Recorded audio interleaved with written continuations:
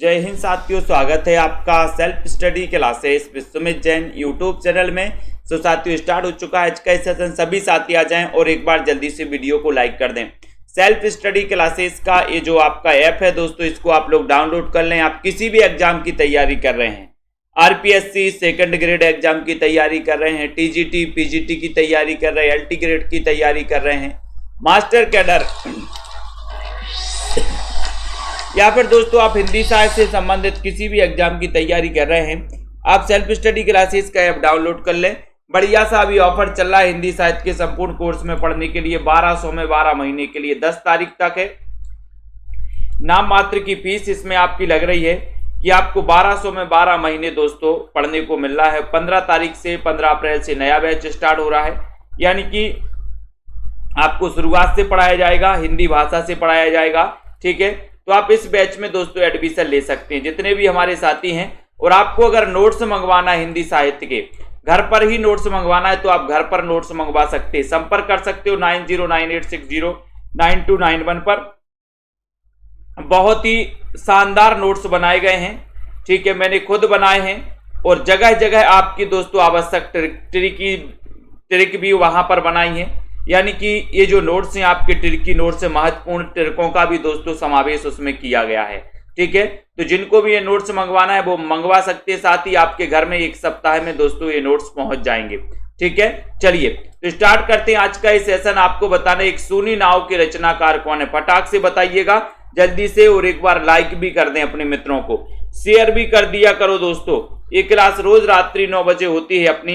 तो एक सूनी नाव, ये इसके रचनाकार कौन है? एक सूनी नाव के रचनाकार कौन है? मुक्तिबोध है, रघुवीर सहाय है, धर्मवीर भारती है या फिर सर्वेश्वर दयाल सक्सेना है। एक सूनी नाव के रचनाकार कौन माने जाते हैं? अच्छा क्वेश्चन है, सभी लोग बताएंगे। सभी लोगों को बताना है, चयन करना है और शेयर भी कर देना है अपने मित्रों तक जल्दी से। और एक सूनी नाव, इसके जो रचनाकार हैं वो रचनाकार माने जाते हैं दोस्तों सर्वेश्वर दयाल सक्सेना। यानी कि आपका जो डी नंबर है सर्वेश्वर दयाल सक्सेना है वो बिल्कुल। एक सूनी नाव से क्या करना है, बोले सर सर्वे करने जाना है, सर्वे। तो सर्वे से क्या बनेगा? सर्वेश्वर दयाल सक्सेना। चीन की एक लोक कथा पर आधारित लंबी कविता कौन सी है? प्रश्न क्रमांक 51 नंबर में बताना है कि चीन की एक लोक कथा पर आधारित एक लंबी कविता कौन सी है दोस्तों। लंबी कविता कौन सी है? राखी जी बताइए, ब्रजेश कुमार जी, मधुकर त्रिपाठी जी। और लाइक कर दें हमारे सभी साथी। चीन की एक लोक कथा पर आधारित लंबी कविता इत्तलम है, सात बीणा है, मिट्टी है या फिर विश्व प्रिया है। बहुत ही बढ़िया क्वेश्चन पूछा गया रविशंकर सिंह जी। 51 नंबर के क्वेश्चन में आपका सीधा आंसर जा रहा है यहां पर कि सर ये असाध्य बीणा लगा दो और इसके रचनाकार कौन है ये भी आपको बताना है। बी नंबर आपका बिल्कुल सही है। बी नंबर आपका रितेश जी, बी नंबर असाध्य बीणा हो जाएगा सही। और इसके रचनाकार कौन है? अरस्तु का काव्यशास्त्र, इसके रचनाकार कौन है? 52 नंबर का क्वेश्चन है। अरस्तु का काव्यशास्त्र बाबू गुलाब राय। डॉक्टर नामवार से हैं, डॉक्टर नगेंद्र या फिर रामचंद्र शुक्ल। अरस्तु का काव्यशास्त्र, इसके रचनाकार कौन है? अच्छा क्वेश्चन है, 52 नंबर का क्वेश्चन है। सभी लोग बताएंगे और एक बार जल्दी से लाइक भी कर दो। अरस्तु का काव्यशास्त्र, इसके रचनाकार कौन है? 52 नंबर के क्वेश्चन में और एक क्वेश्चन पूछा जाता है, बताएं अरस्तु का काव्यशास्त्र। राइट आंसर चला जाएगा कि सर डॉक्टर नगेंद्र लगा दो, यानी सी नंबर लगा दो। बिल्कुल सही बताया है नीतू गुप्ता जी, सी नंबर आपका राइट आंसर हो जाएगा डॉक्टर नगेंद्र। कविता के नए प्रतिमान, इसके लेखक कौन है? कविता के नए प्रतिमान, इसके लेखक कौन है? 53 नंबर का क्वेश्चन है। सभी लोग बताएंगे। जिन भी साथियों को 10,000 प्रश्नों की प्रैक्टिस सीरीज में भाग लेना है, प्रैक्टिस सीरीज लगानी है, 599 में 10,000 क्वेश्चन की प्रैक्टिस टेस्ट सीरीज आप लगा सकते हैं दोस्तों सेल्फ स्टडी क्लासेस में आकर के। कविता के नए प्रतिमान, इसके लेखक कौन है? डॉक्टर नगेंद्र है, नामवार से हैं, डॉक्टर देवराज हैं या फिर रामविलास शर्मा हैं। और सभी लोगों ने पढ़ा है कि सर कविता किसी का नाम है, कविता किसी का नाम है, तो नाम से क्या बनेगा? नाम से बनेगा नामवार से हैं। यानी कि आपका जो उत्तर है बी नंबर आपका राइट आंसर हो। कविता किसी का नाम है तो कविता के नए प्रतिमान नामवार से की दोस्तों ये रचना है। ठीक है, खालिक बारी ये किसकी रचना है? 54 नंबर का क्वेश्चन है, सभी लोग बहुत ही बढ़िया तरीके से बचाएंगे। खालिक बारी के रचनाकार कौन है? खालिक खलक हैं, रहीम है, अमीर खुसरो हैं या फिर अकबर हैं? खालिक बारी पूछा जाता है, कई बार पूछा गया है। वीना जी बताइए, सुनीता जी, गीता जी, राइट आंसर क्या है 54 नंबर के क्वेश्चन में? और खालिक बारी ये किसकी रचना ये आपसे पूछा गया है, तब आपका राइट आंसर हो जाता है अमीर खुसरो। अमीर खुसरो यानी कि आपका जो सी नंबर है, सी नंबर ये बिल्कुल सही हो जाता है। खालिक बारी अमीर खुसरो की रचना है, सी नंबर आपका राइट आंसर है। वर्ण रत्नाकर की रचनाकार कौन है? वर्ण रत्नाकर, इसकी रचनाकार कौन है? 55 नंबर का क्वेश्चन। ज्योतिष ठाकुर है, नरपति नाल है, रोड़ा कवि हैं या फिर दामोदर पंडित हैं? वर्ण रत्नाकर के रचनाकार कौन माने जाते हैं? अच्छा क्वेश्चन है। रचना लोधी जी, मधुकर त्रिपाठी जी, कबीर सिंह जी। वर्ण रत्नाकर ये बताना है इसके रचनाकार कौन है। लाइक कर देना है, सेल्फ स्टडी क्लासेस का ऐप डाउनलोड कर लेना है। जिन भी साथियों को दोस्तों नोट्स मंगवाना, हिंदी साहित्य के ट्रिकी नोट्स, वो अपने घर पर मंगवा सकते हैं। कई पुस्तकों का संकलन और बहुत ही बढ़िया व्यवस्थित तरीके से नोट्स बनाए गए हैं आप लोगों के लिए। वर्ण रत्नाकर इसके रचनाकार कौन है? तो बोले सर वर्ण हमें ज्योति में पढ़ना है। वर्ण काय में पढ़ोगे, अंधेरे में कि ज्योति में? बोले सर हम ज्योति में पढ़ेंगे। तो ये ज्योतिष ठाकुर यानी कि ये नंबर आपका बिल्कुल सही है। जयशंकर प्रसाद के किस काव्य ग्रंथ को कामायनी की श्रद्धा का पूर्व संस्करण कहा गया? पूर्व संस्करण कहा गया। और कामायनी के बारे में तो अपन पढ़ते हैं कि सर ये जो कामायनी है ये जयशंकर प्रसाद की अंतिम काव्य रचना है। ठीक है, 1935 इसका रचना काल है, किसका? कामायनी का। ठीक है, इसमें कितने सर्ग हैं? इसमें 15 सर्ग हैं कामायनी में। ठीक है, ये भी आपको पता है। कामायनी महाकाव्य है, ये भी पता है। तो प्रसाद के किस काव्य ग्रंथ को कामायनी की श्रद्धा का पूर्व संस्करण कहा जाता है? ये 56 नंबर का क्वेश्चन आपसे पूछा गया और वो कहा जाता है दोस्तों उर्वशी। और उर्वशी का रचना काल क्या है? तो 1909। एक उर्वशी दिनकर की रचना है, लेकिन जो उर्वशी ये 1909 की रचना है ये जयशंकर प्रसाद की रचना है और ये गद्य पद्य मिश्रित रचना मानी जाती है। कौन सी? उर्वशी। ठीक है, किसकी? प्रसाद की 1909 की रचना। तो बी नंबर आपका बिल्कुल सही है। बादल राग के रचनाकार कौन माने जाते हैं? बादल राग, बहुत ही अच्छा क्वेश्चन पूछा गया 57 नंबर में।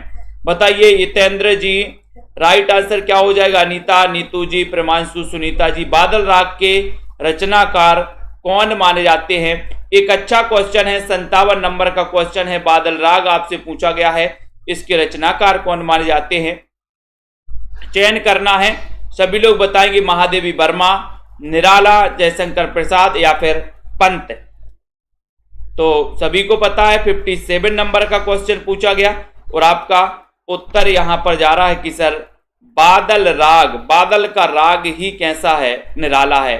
बादल का राग आपने सुना होगा, जब बादल गरजते हैं तो वो बादल का राग कहलाता है। तो बादल का राग कैसा होता है? बोले सर बड़ा निराला होता है। निराला होता ना बादल का राग। कान बंद करने पड़ते हैं आपको। अपमान में कौन सा उपसर्ग है? अपमान में कौन सा उपसर्ग है? सेल्फ स्टडी क्लासेस का ऐप डाउनलोड कर लें हमारे सभी साथी।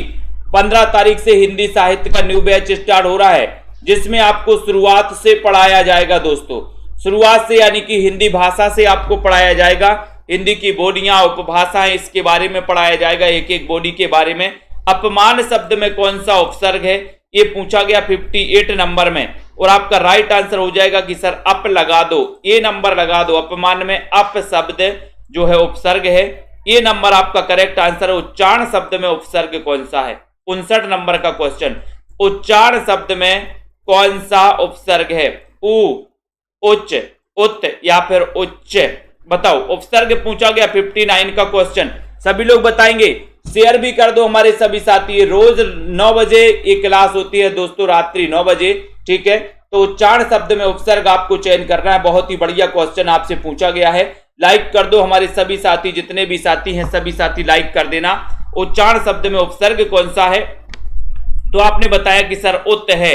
उत है यानी कि आपका जो सी नंबर है वो बिल्कुल सही है। सी नंबर होता आपका राइट आंसर हो जाता है। नेक्स्ट देखो, भग्नदूत के रचनाकार कौन है? अच्छा क्वेश्चन है। भग्नदूत, भग गया दूत, भग गया क्या दूत? बताओ। सीताराम जी, दिलसेद जी, बीना जी, कमलाकांत जी, सभी लोग बताएंगे। रितेश जी, भग्नदूत के रचनाकार कौन है? अच्छा क्वेश्चन है, बहुत ही बढ़िया क्वेश्चन आपसे पूछा गया है।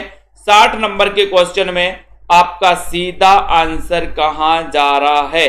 और उत्तर चला गया कि सर दारसू शर्मा जी बिल्कुल सही बताया कि डी नंबर लगा दो। भग्नदूत यानी कि जयशंकर प्रसाद, जयशंकर प्रसाद, डी नंबर आपका बिल्कुल सही हो जाएगा, डी नंबर राइट आंसर हो जाएगा। सेवाग्राम की डायरी, इसके लेखक कौन है? सेवाग्राम की डायरी 61 नंबर का क्वेश्चन, इसके लेखक कौन है? दिनकर हैं, वियोगी हरि हैं, निर्मल वर्मा है या फिर श्री राम शर्मा है? सेवाग्राम की डायरी 61 नंबर का क्वेश्चन है, 61 में आपको बताना है, बताओ और शेयर भी कर दो जल्दी से। सेवाग्राम की डायरी के लेखक कौन है? जल्दी से बताइए, बताइए पीहू जी, फटाफट से बताइए। हिंदी साहित्य तो सेम ही रहता है सब में। हिंदी साहित्य जिनको पढ़ना है वो दोस्तों एडमिशन ले सकते हैं।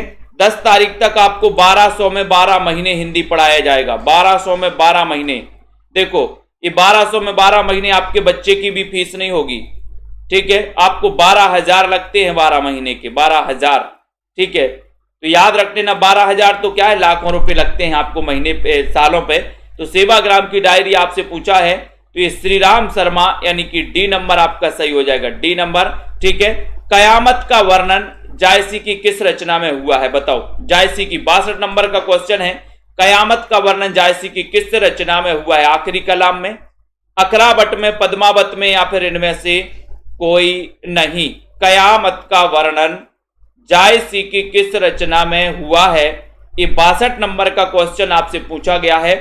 तो जल्दी से एक बार बताइए और सेल्फ स्टडी क्लासेस का ऐप डाउनलोड कर लीजिए सभी साथी, ठीक है। तो यहां पर 62 नंबर का क्वेश्चन है और बढ़िया सा क्वेश्चन आपसे पूछा गया। तो यहां पर उत्तर आपका जा रहा है 62 नंबर में कि सर इनकी कयामत का वर्णन जिस रचना में है वो है कौन सी? आखिरी कलाम। कौन सी है? आखिरी कलाम, यानी ए नंबर। जायसी की किस रचना में कयामत का वर्णन है? तो वो रचना है आखिरी कलाम यानी ए नंबर सही है। महेश का सही संधि विच्छेद क्या होगा? बहुत बढ़िया क्वेश्चन पूछा गया। 63 नंबर में बताइए। 63 नंबर का क्वेश्चन है, सेवाग्राम की डायरी श्री राम शर्मा की है भैया, सेवाग्राम की डायरी। इसमें क्या देखिए, कौन बोल रहा है, दोबारा देखिए। कार्तिक जी 60 नंबर में क्या दिक्कत है? 60 नंबर में, 60 में भग्नदूत, भग्नदूत के रचनाकार कौन है? अज्ञे तो है भग्नदूत के, इसमें क्या दिक्कत है? सेवाग्राम की डायरी श्री राम शर्मा है, ठीक है। कयामत का वर्णन कयामत का आखिरी कलाम में होता है। महेश में कौन सी संधि है? 63 नंबर का क्वेश्चन है, 63 में।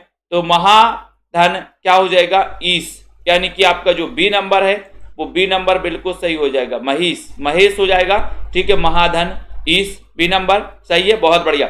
मतैक्य में कौन सी संधि है? मतैक्य में 64 नंबर का क्वेश्चन है। मतैक्य में कौन सी संधि मानी जाती है? तनु जी बताएं। लाइक कर दीजिए जल्दी से, शेयर भी कर दिए सभी साथी बढ़िया से। मैंने कई बार आपको बढ़ाया भी है, ठीक है।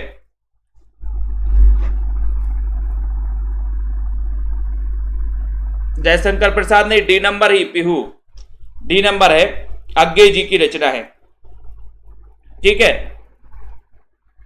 अच्छा मैंने जयशंकर बोला था, कोई बात नहीं। अज्ञे माने जाते हैं भग्नदूत, भग्गया दूत क्या? अज्ञे, ठीक है। मतैक्य में कौन सी संधि है? ये आपसे पूछा गया। मतैक्य में, मतैक्य में आपको बताना है डी 64 नंबर में कौन सी संधि मतैक्य में।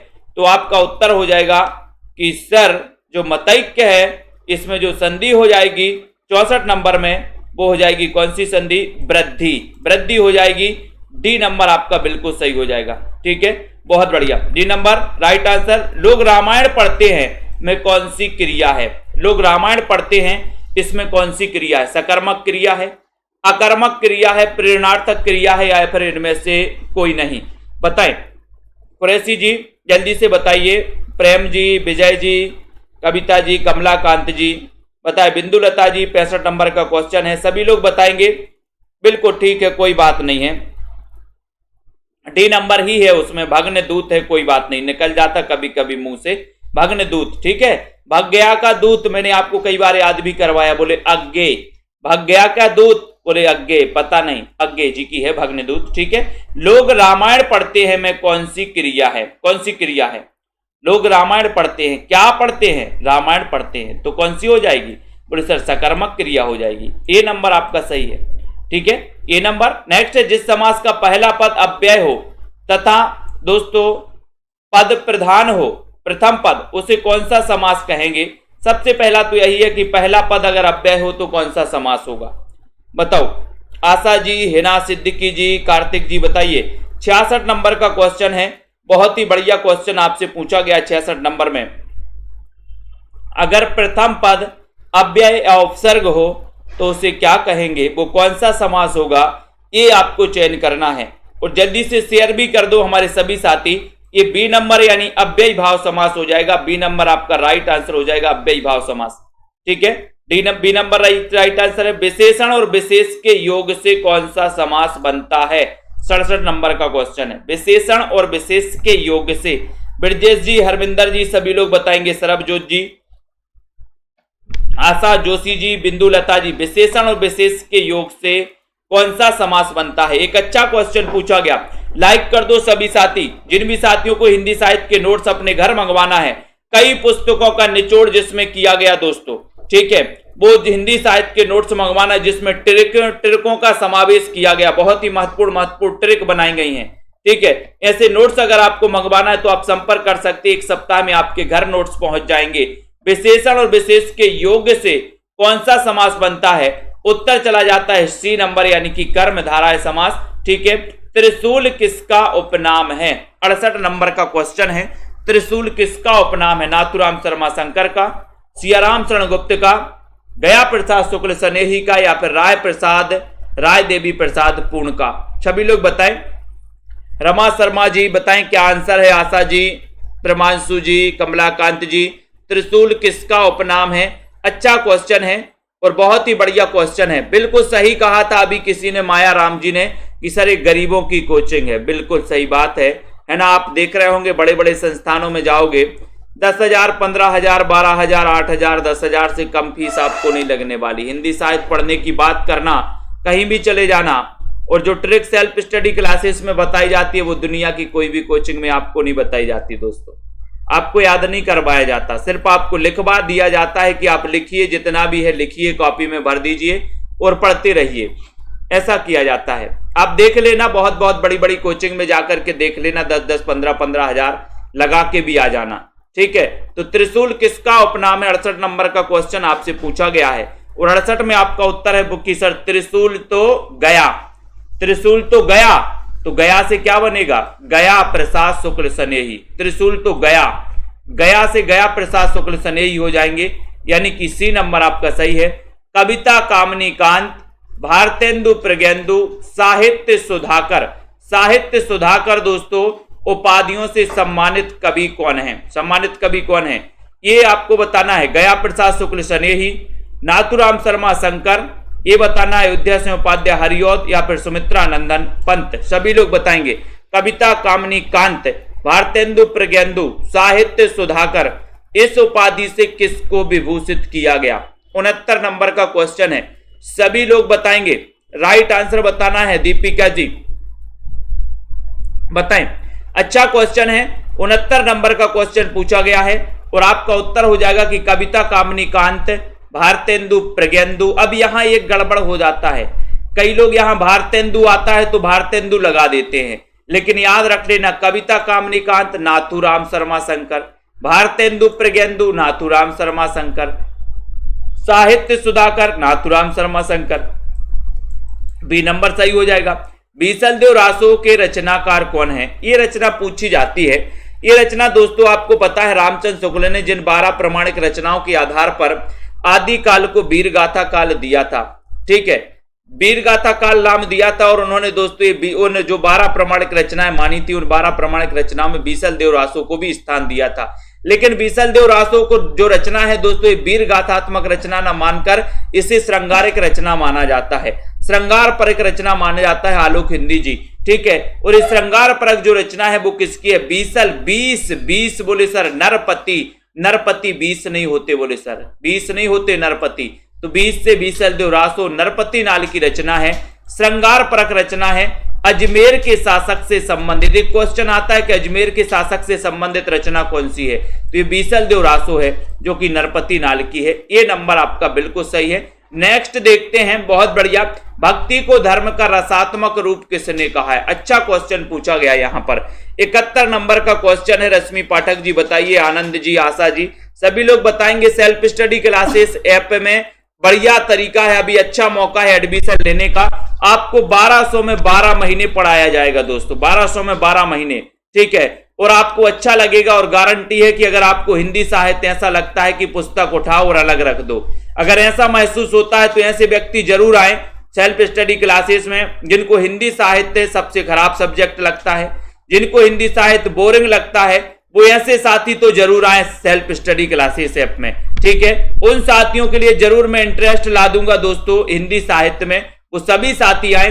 भक्ति को धर्म का रसात्मक रूप किसने कहा? 71 नंबर का क्वेश्चन है और 71 नंबर का क्वेश्चन है कि सर रामचंद्र शुक्ल ने कहा, यानी कि बी नंबर आपका बिल्कुल सही आंसर है। सोनेट रचना के लिए प्रसिद्ध हैं दोस्तों, सोनेट बताना है, जल्दी से बताइए। बोले सर आज हम नेट चलाते हैं, अपनी आंखों से चलाते हो ना, नेट चलाते हो, आंखों से देख देख करके नेट चलाते हो, ठीक है। आंखों से देख देख करके क्या चलाते हो? नेट चलाते हो, नेट। तो नेट से बनेगा सोनेट, और सोनेट रचना के लिए प्रसिद्ध हैं आलोक जी, बिल्कुल बात कर सकते, नंबर नीचे लिखा है, डायरेक्ट बात होगी हम ही से होगी, किसी और से नहीं होनी। सोनेट रचना के लिए प्रसिद्ध कौन है? तो बोले सर त्रिलोचन है। सर आज नेट चलाते हैं, बोले सर आंखों से देख देख करके नेट चलाते, नेट की दुनिया है, यानी कि आपका जो बी नंबर है दोस्तों आपका बिल्कुल सही है। नकैनवाद किस काव्यधारा के लिए प्रयोग हुआ है? नकैनवाद बताना है। अच्छा क्वेश्चन है, सरल क्वेश्चन है, सभी लोग बताएंगे। सृष्टि जी, प्रेमांशु जी बताइए, खलनायक जी भी हैं, बहुत बढ़िया, बीनू जी, ठीक है, अच्छा बहुत बढ़िया, ठीक है। और पीहू जी बताइए, कमलाकांत जी बहुत बढ़िया, सभी लोग बताएंगे यहाँ पर, बीनू पांडे जी बहुत बढ़िया, रितेश जी, पूनम जी, एसएम जी। नकैनवाद किस काव्यधारा के लिए प्रयोग हुआ है? 73 नंबर का क्वेश्चन है। और ये प्रयोगवादी के लिए, प्रयोगवादी काव्यधारा के लिए दोस्तों एक नकैनवाद, वैसे इसका पर्याय प्रपद्यवाद माना जाता है, लेकिन नकैनवाद प्रयोगवाद के दोस्तों समकक्ष एक धारा चली थी, कौन सी? नकैनवाद, ठीक है, प्रयोगवाद के समकक्ष। वैसे नकैनवाद प्रबद्धवाद का पर्याय माना जाता है, ठीक है। तो यहां पर अगर ऐसे इस प्रकार से क्वेश्चन आता है तब आप बी नंबर ही लगाएंगे। चंद्रगुप्त नाटक की नायिका कौन है? चंद्रगुप्त नाटक का रचना काल भी बताना है, जयशंकर प्रसाद का नाटक है चंद्रगुप्त, इसका रचना काल क्या है? चंद्रगुप्त नाटक की नायिका कौन है ये भी आपको बताना है, सभी लोग बताएंगे। और एक बार बिल्कुल रश्मि पाठक जी, सभी लोग बताएंगे और लाइक करना है, वेरी गुड, बहुत बढ़िया, सभी लोग बताओ यहां पर कि नकैनवाद इसका पर्यायवाची, ये चंद्रगुप्त जो नाटक है, ये नाटक आपको बताना है। चंद्रगुप्त नाटक की नायिका कौन है? नायिका कौन है, इसका रचना काल भी आपको बताना है, मैंने याद भी करवाए हैं आपके। तो चंद्रगुप्त नाटक है, प्रसाद का नाटक है, ठीक है, इसकी नायिका आपको बताना है। तो कॉर्नेलिया इसकी नायिका है, कई बार पूछा गया, तो ये आपका सी नंबर तो सही हो जाता। रचना काल बताइए, इसका रचना काल क्या है नाटक का? चंद्रगुप्त का हिंदी खड़ी बोली का प्रथम महाकाव्य माना जाता है दोस्तों। 75 नंबर का क्वेश्चन बिल्कुल आसान क्वेश्चन है, बताओ, सभी लोग बताएंगे। बिल्कुल भाभी शिक्षिका जी, बिल्कुल 1200 में 12 महीने के लिए है, बिल्कुल ठीक है, बिल्कुल बिल्कुल, है ना। बीनू पांडे जी बहुत बढ़िया, है ना, बहुत बढ़िया, धन्यवाद आपकी बिटिया को भी। हिंदी खड़ी बोली का प्रथम महाकाव्य माना जाता है, तो क्या माना जाता है, सभी लोग बताइए, बहुत बढ़िया। तो हिंदी खड़ी बोली का प्रथम महाकाव्य माना जाता है 75 नंबर के क्वेश्चन में, तो क्या माना जाता है? प्रिय प्रवास। इसका रचना काल भी बताइए प्रिय प्रवास का, ठीक है। ये अयोध्या से उपाध्याय हरिऔध का दोस्तों ये महाकाव्य है, 17 सर्गों का महाकाव्य है। अयोध्या से उपाध्याय हरिऔध का जन्म 1965 में हुआ था, ठीक है।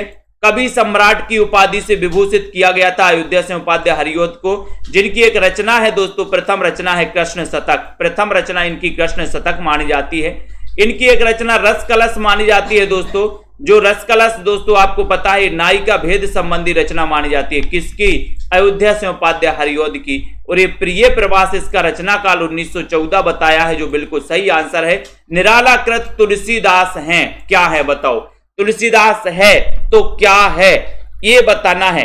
कुरैशी जी बताइए, निराला कृत तुलसीदास आपको बताना है। मुक्तक काव्य है, गीति काव्य है, खंड काव्य है या फिर चंपू काव्य है। तुलसीदास एक रचना है निराला जी की, जो कि आप सभी को पता है। मुक्तिबोध एक रचना है दोस्तों ज्ञानेंद्र कुमार की, ठीक है। अब तुलसीदास एक इसकी रचना है और इसका काव्य रूप आपसे पूछा गया है। देखते हैं कौन कौन यहां पर सफल हो जाता है। और आपको यहां पर बताना भी है कि सर जो निराला की एक रचना है तुलसीदास, कई बार पूछी गई एक खंड काव्य है। सी नंबर करेक्ट आंसर है। गेहूं और गुलाब, उजली आग और कुटज निबंधों की रचयिता आपको देखना है, यहां पर क्रम से बताना है। गेहूं और गुलाब एक किसका है बताइए, उजली आग किसका है, कुटज किसका है, तो यहां पर आपको क्रम से लगाना है। बताओ, सभी लोग बताएंगे और सीधा सीधा आंसर है। और मैंने ट्रिक से भी आपको कई बार बताया है। पता है कौन कौन सही बता पा रहा है। ये प्रश्न क्रमांक अपना कौन सा है, प्रश्न क्रमांक 77 नंबर का क्वेश्चन है। सभी लोग बताएंगे कि सर गेहूं और गुलाब का क्या होता है, वृक्ष, वृक्ष होता है, तो यहां वृक्ष लगा दो। उजली आग कब दिखती है अपन को, बोले सर दिन में, रात में दिखती क्या, नहीं दिखती, तो दिन में से दिनकर लगा दो। कुटज कितने बार कुटे आप, बोले सर एक दो बार नहीं, हजारों बार कुटे, तो हजारी प्रसाद द्विवेदी। सीधा सीधा तो है, यहां पर रचना स्वयं बोल रही है कि हमारी ट्रिक बना लो ऐसी। गेहूं और गुलाब का वृक्ष होता है तो राम वृक्ष बेनीपुरी। उजलती है आग कब, दिन में, तो दिनकर। कुटज हजारों बार कुटे, तो हजारी प्रसाद द्विवेदी। ठीक है, तो इस प्रकार से आपका ये नंबर बिल्कुल सही हो जाएगा। नेक्स्ट देखो, यहां पर आता है उत्तर, छावर्ण किसके अंतर्गत आता है, छावर्ण किसके अंतर्गत आता है, मूल स्वर, घोष वर्ण, संयुक्त वर्ण या फिर तालव्य के अंतर्गत आता है। विकेश जी बताइए, विकास जी, कमलाकांत जी, सभी लोगों को बताना है। शेयर भी कर दिया करो, छोटे लाल यादव जी, सरोज जी, हेना जी, सिद्दीकी, छावर्ण ये किसके अंतर्गत आता है। अच्छा क्वेश्चन है, सभी लोग बताएंगे। लाइक कर दिया, बेल आइकन को भी दबा दिया करो ताकि इंफॉर्मेशन आपके समय से पहुंचे आप तक। तो यहां पर 78 नंबर का क्वेश्चन है और उत्तर चला जाता है कि जो छा है सर ये संयुक्त वर्ण है। अब आपको बताना कि ये छा किसके संयोग से बनता है, किस किस के संयोग से बनता है, ये आपको बताना है। उसके बाद कवि शब्द का स्त्रीलिंग क्या होगा, 79 नंबर का क्वेश्चन है। कवि शब्द का स्त्रीलिंग क्या होगा, ये आपको चयन करना है।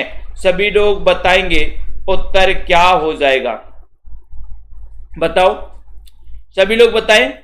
और जिन भी साथियों को नोट्स मंगवाना है, टिर्की नोट्स अपने घर पर मंगवाना है, वो घर पर मंगवा सकते हैं। जिन भी साथियों को दोस्तों ये आपके 1200 में 12 महीने में एडमिशन लेना है, self study classes app download कर लो, ठीक है। और ये टिर्की नोट्स आप अपने घर मंगवा सकते हैं 1 सप्ताह में। तो जल्दी से बताइए, यहां पर आपका प्रश्न आपसे पूछा गया है कि कवि शब्द का स्त्रीलिंग क्या होगा, कवित्री, कवयित्री, कवियत्री या फिर कवयित्री।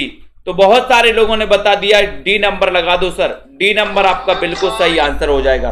ठीक है, अगले क्वेश्चन की ओर जाते हैं। आकुंचन का विलोम क्या होगा, आकुंचन का विलोम क्या होगा, सभी लोग बताएं उत्तर क्या हो जाएगा। अच्छा, ऊपर हो जाता है प्रश्न ज्यादा, ठीक है, बीच में आ जाएगा। 80 नंबर का क्वेश्चन है, 80 में आपको चयन करना है आकुंचन का दोस्तों विलोम क्या होगा। देखते हैं कौन कौन बता रहा, संकुंचन, प्रसारण, विमोचन या फिर विशेष। इस प्रकार के विलोम आपसे पूछे जाते हैं जो कभी कभी माइंड में सेट नहीं होते हैं। 80 नंबर के क्वेश्चन में बहुत सारे लोग यहां पर गलत बताएंगे। कौन कौन गलत बता रहा है वो ही देख रहा हूं मैं। तो देखो, ज्योति जी और बता दो, और बताओ, बहुत बढ़िया, अनिल तिवारी जी और बता दो भैया। जिन्होंने नहीं पढ़ा ना वो तो 100% गलत ही बताएंगे, लेकिन यहां पर 60 और 50% का आंकड़ा देखो, ये नंबर लाइन से बता रहे हैं, बहुत बढ़िया। संकुंचन बता रहे हैं सब लोग, यही कह, इसलिए कहते प्रैक्टिस करिए। सोनू जी बिल्कुल सही बताया आपने, है ना। आपका उत्तर हो जाएगा आकुंचन का विलोम होता है दोस्तों प्रसारण। क्या होता है, प्रसारण होता है। देखो संकुंचन लगा रहे हैं कमलाकांत जी, मैं इसलिए तो बोलता हूं कि प्रैक्टिस करिए, प्रैक्टिस। तो यहां पर आपका बी नंबर प्रसारण सही होगा। जिन्होंने नहीं पढ़ा ना वो गलत करेंगे 101%। ऐसे विलोम आते हैं आपके पेपर में, जो आप गलत करके ही आएंगे। आपको ये संकुंचन लग रहा है, 100% लग रहा है आपको कि यही है उत्तर, लेकिन आपका उत्तर ये है प्रसारण।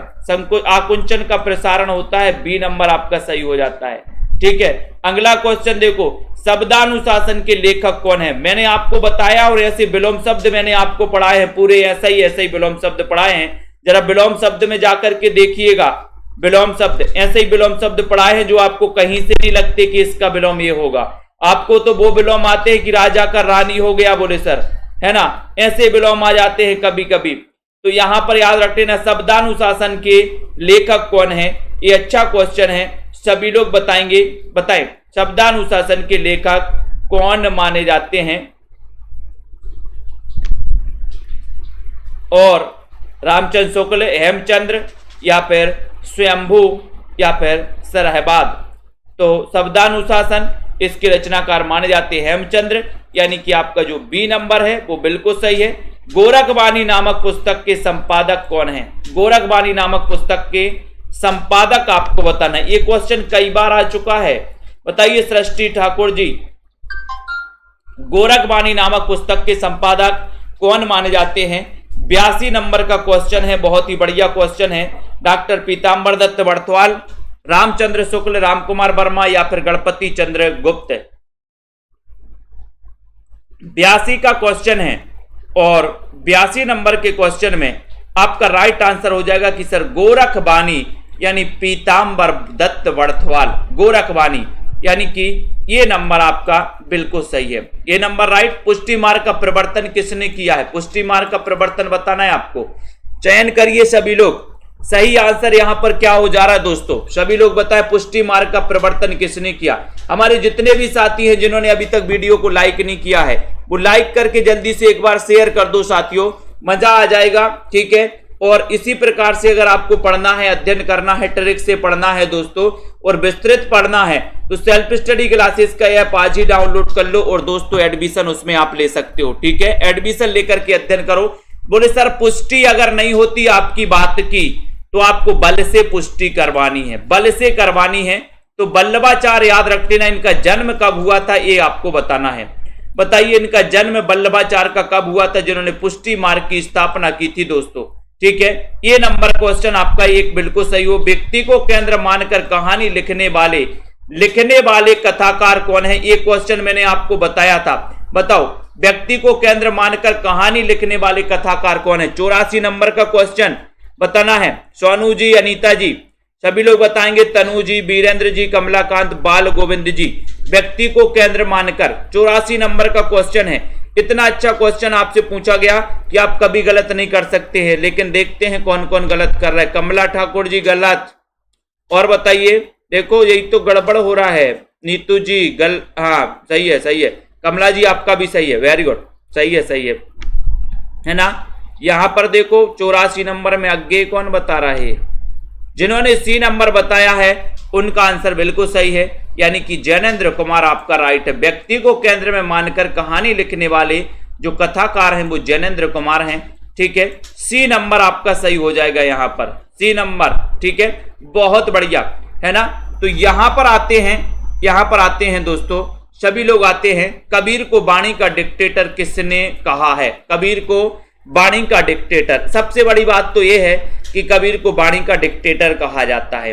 ठीक है, ये क्वेश्चन भी आता है कई बार, लेकिन आपको बताना है कि डिक्टेटर कहा किसने है। सभी लोग बताएंगे जल्दी से, और जितने लोग भी देख रहे हैं सभी लोग लाइक जरूर किया करो, लाइक तो किया करो सब साहब, है ना।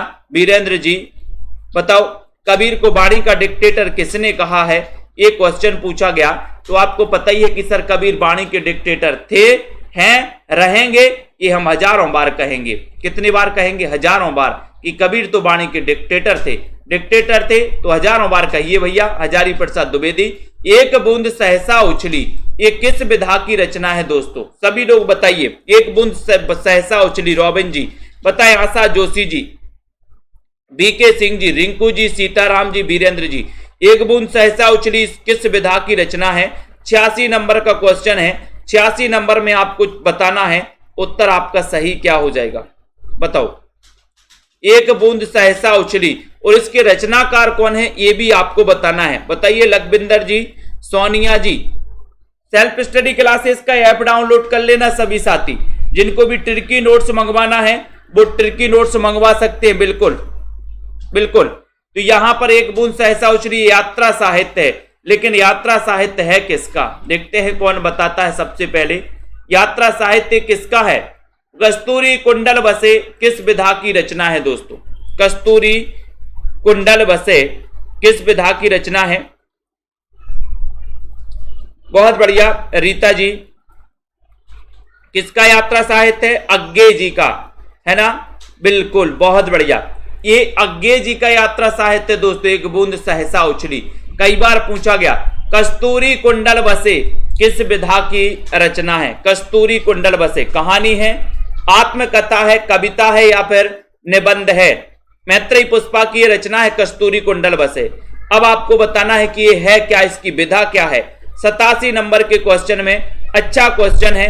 कस्तूरी कुंडल बसे, ये दीपिका जी ने बता दिया कि सर ये लालदास जी ने, बिल्कुल सही है रीता जी कि सर ये आत्मकथा है। और ये आत्मकथा किसकी है?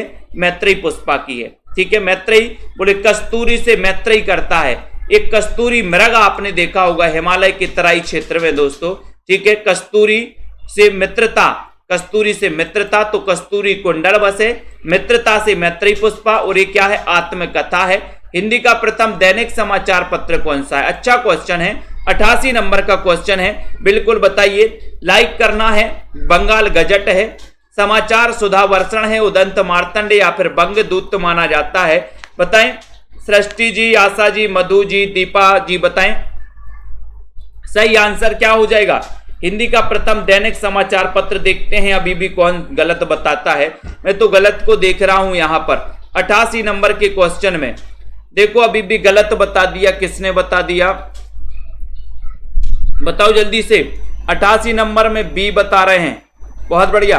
88 में सी कौन बता रहा है? मंजू यादव जी गलत, रेखा त्रिपाठी जी सी बता रही। और बता दो, यहां पर देखो रेखा त्रिपाठी जी उदंत मार्तंड बता रहे हैं, बहुत बढ़िया।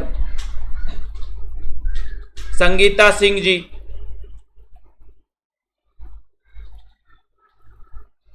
बहुत बढ़िया बहुत बढ़िया, वेरी गुड। जिन्होंने बी नंबर बताया है उनका आंसर बिल्कुल सही है। और यहां पर देखो वंदना मौर्य जी अभी भी सी बता रही हैं। ये सी नहीं है, ये समाचार सुधा वर्षण है, समाचार सुधा वर्षण। प्रथम दैनिक समाचार, दैनिक पूछा है, दैनिक, तो दैनिक समाचार पत्र समाचार सुधा वर्षण है। यही तो पूछा जाता है कि आप ज्ञान कितना रखते हो, कंफ्यूजन कहां होते हो, यहीं पर आप गड़बड़ हो जाते हो।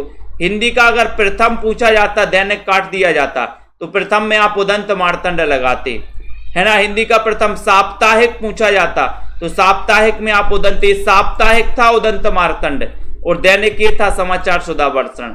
बहुत बढ़िया। नेक्स्ट देखो, नाथ संप्रदाय के प्रवर्तक कौन माने जाते? नाथ संप्रदाय 89 नंबर का क्वेश्चन है। सभी लोग जल्दी से लाइक कर दो, फटाफट से शेयर कर दो, और दोस्तों वीडियो को शेयर भी कर दिया करो अपने मित्रों तक। ये रोज क्लास रात्रि 9 बजे होती है। कितने अच्छे से बढ़िया तरीके से आप यहाँ पर पढ़ते हैं, ठीक है, और बढ़िया तरीके से दोस्तों आप प्रैक्टिस करते हैं, बढ़िया, है ना। तो यहाँ पर पूछा गया नाथ संप्रदाय के प्रवर्तक कौन है, तो यहाँ पर 89 नंबर का क्वेश्चन है। सभी लोग बताएंगे तब आपका यहाँ पर नाथ संप्रदाय के प्रवर्तक कौन माने जाते हैं। उत्तर चला जाएगा गोरखनाथ, यानी कि ये नंबर आपका बिल्कुल सही है। ये नंबर राइट आंसर है। सनक संप्रदाय के प्रवर्तक कौन माने जाते? सनक संप्रदाय के रामानुज, निम्बार्क, मध्वाचार्य या फिर रामानंद। तो आपको पता है कि निम्बू ना दो पड़ोसी को तो क्या हो जाता है? सनक जाता, सनक। तो सनक संप्रदाय, इसके प्रवर्तक कौन है? निम्बार्क है, यानी कि बी नंबर आपका ये सनक संप्रदाय पूछा जाता है कई बार। हरिदास संप्रदाय को अन्य किस नाम से भी जाना जाता है? 91 नंबर का क्वेश्चन पूछा गया आपसे, हरिदास संप्रदाय को किस नाम से जाना जाता है? सभी लोग बताएंगे 91 नंबर में, और आपका उत्तर हो जाएगा कि सर हरिदासी संप्रदाय को सखी संप्रदाय के नाम से जाना जाता है, यानी आपका जो बी नंबर है सखी संप्रदाय, ये बिल्कुल सही है, ठीक है। और इसे टट्टी संप्रदाय भी कहा जाता है दोस्तों, किसको? इसी को, ठीक है। नेक्स्ट देखो, प्राणचंद्र चौहान का संबंध किस भक्ति शाखा से है? अच्छा क्वेश्चन है। प्राणचंद्र चौहान जिन्होंने रामायण महानाटक करके दोस्तों एक ग्रंथ लिखा था। ठीक है, यहां पर प्राणचंद्र चौहान का संबंध किस भक्ति शाखा से है, ये अच्छा क्वेश्चन पूछा गया। और आपको पता है कि सर रामायण महानाटक लिखा था और रामायण तो हमारी प्राण है, तो प्राणचंद्र चौहान और ये राम भक्ति शाखा से संबंधित हैं, यानी कि आपका उत्तर ये बताया है। रेखा जी बताइए, सरोज जी। ठीक है, नेक्स्ट देखो, गोरख जगायो जोग और भगति भगायो लोग, पंक्ति बताइए किस कवि द्वारा दोस्तों लिखित है। 93 नंबर का क्वेश्चन जसमेल जी बताइए, विकास जी, अशोक जी। सही आंसर यहां पर क्या होगा, छोटे Lal ji. Self study classes का ऐप डाउनलोड कर लो सभी साथी। जो गोरख जगायो जोग और भगति भगायो लोग, ये पंक्ति बताइए किस कवि की मानी जाती है। 93 नंबर में आपको चयन करना है, 93 नंबर का उत्तर आपको बताना है। इतना अच्छा क्वेश्चन पूछा गया है और आपका उत्तर है कि सर तुलसीदास लगा दो। ये पंक्ति इनकी मानी जाती है तुलसीदास की। भूषण को कवि भूषण की उपाधि किसने दी थी। भूषण आपको पता है दोस्तों रीति काल में राष्ट्रीय काव्यधारा के कवि माने जाते हैं। ठीक है, तो यहां पर बताना है कि भूषण को कवि भूषण की उपाधि किसने दी थी, ये क्वेश्चन है। सभी लोग बताएं और लाइक कर देना है आपको, सभी साथियों को लाइक कर देना है, शेयर भी कर देना है। शिवाजी ने, छत्रसाल ने, सोलंकी राजा रुद्रसाय ने या फिर हरि औध ने 94 नंबर के क्वेश्चन में। और उत्तर जा रहा है कि सर भूषण को भूषण की उपाधि दी थी सोलंकी राजा रुद्रसाय ने। इनका वास्तविक नाम था घनश्याम। इनका वास्तविक नाम क्या था, भूषण का घनश्याम नाम था। ठीक है, तो आपका ये सोलंकी राजा रुद्र घनश्याम याद रख लेना। नेक्स्ट आते हैं, द्विजदेव किस परंपरा के कवि हैं।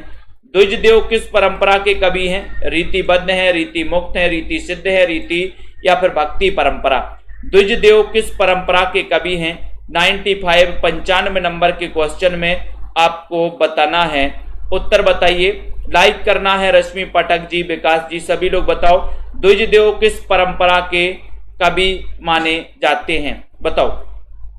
और ये क्वेश्चन आता ही है, कई बार आ चुका द्विजदेव का। तो द्विजदेव किस परंपरा के कवि हैं, तब आपका 95 नंबर का जो क्वेश्चन है दोस्तों वो चला जाता है कहां पर, कि सर ये रीति मुक्त कवि हैं। यानी कि आपका जो बी नंबर है रीति मुक्त, बिल्कुल सही है। द्विजदेव रीति मुक्त कवि माने जाते हैं दोस्तों।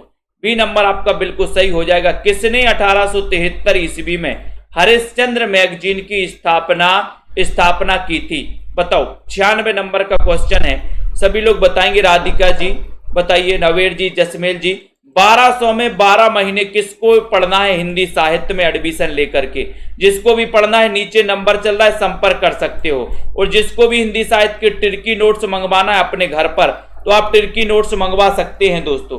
ये टिर्की नोट्स है आप लोगों के लिए, 2 पार्ट में ये नोट्स बनाए गए हैं। जिनको भी नोट्स मंगवाना है वो हमारे सभी साथी नोट्स मंगवा सकते हैं, संपर्क कर सकते हैं दोस्तों। नीचे नंबर चल रहा है, ये नोट्स हैं। ये नोट्स आपके घर जाएंगे। आपको टिर्की नोट्स जिनको भी मंगवाना है, 2 पार्ट में, एक में गद्य साहित्य और एक में पद्य साहित्य। ठीक है, ये आप घर मंगवा सकते हो आपके। ठीक है, और आपको यहाँ पर उत्तर हो जाएगा भारतेंदु लगा दो, बी नंबर लगा दो। ठीक है, इतिवृत्तात्मकता किस युग की विशेषता है। 97 नंबर का क्वेश्चन है, इतिवृत्तात्मकता बताना है। राधिका जी बताइए, अनीता जी। सही आंसर आपको चयन करना। इतिवृत्तात्मकता किस युग की विशेषता है। भारतेंदु युग की, द्विवेदी युग की, छायावादी युग की या फिर शुक्ल युग की मानी जाती है। 97 नंबर में तो आपका उत्तर चला जाता है कि सर ये द्विवेदी युग की है। बी नंबर आपका सही है। ठीक है, बिल्कुल है ना, बढ़िया क्वेश्चन है, बहुत ही बढ़िया क्वेश्चन है दोस्तों। B number. आधुनिक काल की किस काव्यधारा में रहस्यवाद की प्रवृत्ति भावना पाई जाती है, बताओ। किस काव्यधारा में या किस युग में रहस्यवाद की भावना पाई जाती है दोस्तों। द्विवेदी युग में, छायावाद में, प्रगतिवाद या फिर प्रयोगवाद में रहस्यवाद की भावना किस युग में पाई जाती है, ये क्वेश्चन पूछा गया। और मैंने कई बार आपको बताया कि सर छायावाद में सबसे ज्यादा प्रभावित है रहस्यवाद। और छायावाद में भी रहस्यवाद से प्रभावित कौन है, महादेवी वर्मा, जिनका जन्म हुआ था 1907 में। जब महादेवी साथ में है तो चिंता काय की। ठीक है, बहुत बढ़िया। विलोम किस नाटक का पात्र है। 99 का क्वेश्चन है, विलोम किस नाटक का पात्र है। और मैंने आपको कई बार बताया है विलोम। बताइए, हिंदी विथ जी, नीरज जी बताएं, विलोम किस नाटक का पात्र है। सभी लोगों को चयन करना है, शेयर भी कर देना है। रीना जी, नीतू सोलंकी जी, आलोक जी, तो आपको पता है कि सर विलोम जो है ये आषाढ़ का एक दिन का पात्र है और इसके रचनाकार कौन है? मोहन राकेश। मोहन राकेश। और आषाढ़ का एक दिन का विलोम क्या हो जाएगा? और सर आषाढ़ का एक दिन का हो जाएगा गर्मी का एक दिन, ठंड का एक दिन, ठीक है, ऐसे कर सकते हैं। तो आषाढ़ का एक दिन का विलोम इसका पात्र है। ललित निबंधकार के रूप में प्रसिद्धि मिली तो किसको मिली? बताओ। 100 नंबर का क्वेश्चन है, आज की क्लास का अंतिम क्वेश्चन है दोस्तों अपना।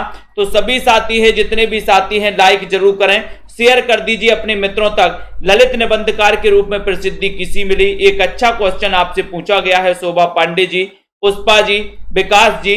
और सेल्फ स्टडी क्लासेस से आप सभी जुड़ जाएं, ठीक है, सेल्फ स्टडी क्लासेस परिवार से जुड़ जाएं और ऐप डाउनलोड कर लें सेल्फ स्टडी क्लासेस का। और दोस्तों जिनको भी ट्रिकी नोट्स अपने घर पर मंगवाना है वो मंगवा सकते, नीचे नंबर चल रहा है, संपर्क कर सकते। ललित निबंधकार के रूप में प्रसिद्धि किसे मिली? 100 नंबर का क्वेश्चन है। तो आपका उत्तर है कि सर विद्यानिवास मिश्र को मिली, यानी कि सी नंबर। ये ललित निबंधकार के रूप में जाने जाते हैं। बहुत ही बढ़िया आपने उत्तर बताए यहाँ पर और बहुत ही बढ़िया तरीके से इस सेशन में आप लास्ट तक बने रहे। सेल्फ स्टडी क्लासेस का ऐप, ये वाला ऐप आप डाउनलोड करिए। ये वाला ऐप आप दोस्तों ये डाउनलोड कर सकते हो, ठीक है। और ये आपके लिए ऑफर है, 15 अप्रैल से नया बैच हिंदी भाषा से आपको शुरुआत से पढ़ाया जाएगा। 1200 में 12 महीने तक आप पढ़ सकते हो। दूसरा दोस्तों आपको आप हिंदी साहित्य ट्रिकी नोट्स आपके घर मंगवा सकते हो, ठीक है। ये नोट्स दोस्तों बहुत सारे साथी मंगवा चुके हैं, चाहे पंजाब मास्टर कैडर वाले हों, आरपीएससी सेकंड ग्रेड वाले हों, टीजीटी पीजीटी वाले साथी हों, ठीक है, आरपीएससी एच टेट या फिर एचपी टेट उत्तराखंड वाले साथी हो, हरियाणा टेट वाले साथी हो, जिनका भी सब्जेक्ट हिंदी साहित्य है, ऐसे नोट्स बनाए गए हैं दोस्तों बढ़िया तरीके से सरल भाषा में ट्रिक के द्वारा। बहुत ही बढ़िया ट्रिकें भी यहाँ पे इसमें समाहित की गई हैं, ठीक है। तो पायल रानी जी, नीतू गुप्ता जी, नवर जी, ठीक है, बहुत बढ़िया। सभी साथियों को जिनको भी मंगवाना है वो मंगवाएं नोट्स को और दोस्तों अपने साथियों तक शेयर करते रहें और दोस्तों आगे बढ़ते रहें, ठीक है, बिल्कुल, बहुत बढ़िया।